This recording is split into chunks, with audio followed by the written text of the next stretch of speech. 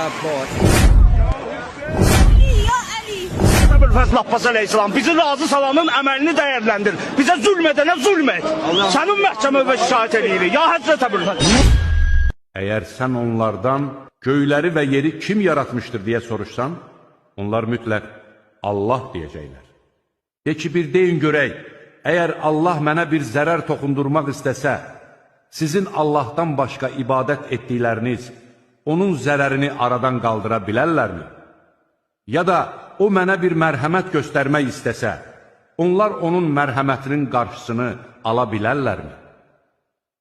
De ki, mənə Allah yetər. Təvəkkül edənlər yalnız ona təvəkkül edirlər.